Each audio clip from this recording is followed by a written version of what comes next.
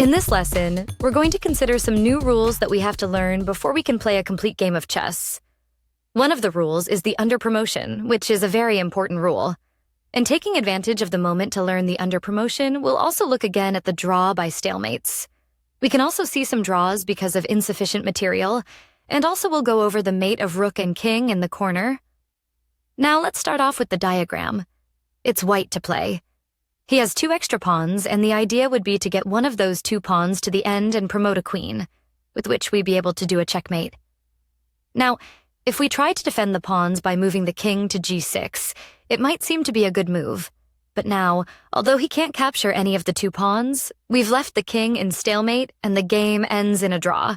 The king can't move to any square because they're all protected by white pieces, but it's not check, so it can't be checkmate. This means the game is a draw. So moving the king forward to protect the pawn would be a bad move. It would be a mistake. So the best idea is to push forward straight away with one of the pawns, trying to get to the end.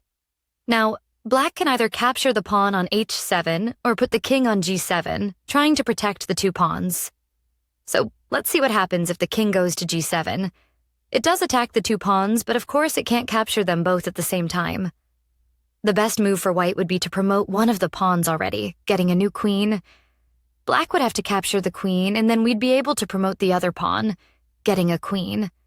And with the king and queen, we'd easily do checkmate. So it seems that the best move for black would be not to put the king on g7, but to capture h7 pawn already. So that's what he's going to do. And now comes the interesting moment. If we advance the pawn and get a queen, which would be the logical move, we have a problem because this could be stalemate. As you can see, black's king has no legal move to do. He can't move to any of the 5 squares because all those squares are controlled by the queen and by the white king. As it's not a check, this would be stalemate and the game would end in a draw.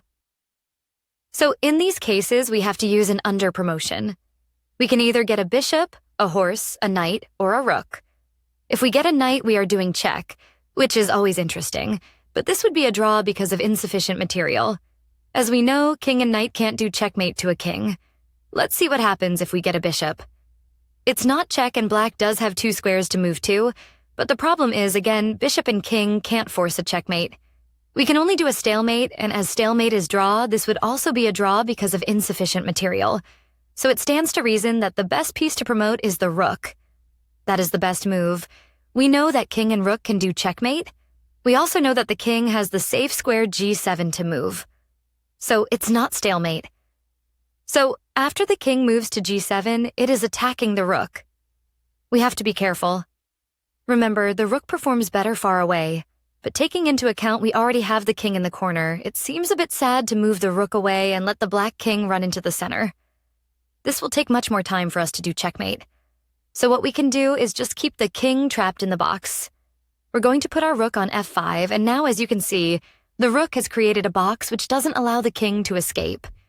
It can only stay in the squares highlighted in green, and as long as it stays in the corner, it's going to be quite easier for us to just do a check, force the king back to the back rank, progress with our king.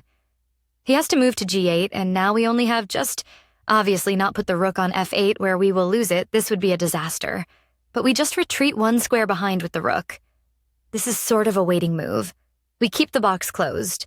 Black has to go to the corner, red squares are not available, and when he goes to the corner, we do checkmate and game over. So, in this lesson, we've understood a bit better the rules of stalemate, draw, because insufficient material, and we have also gone over a bit more the checkmate with rook and king.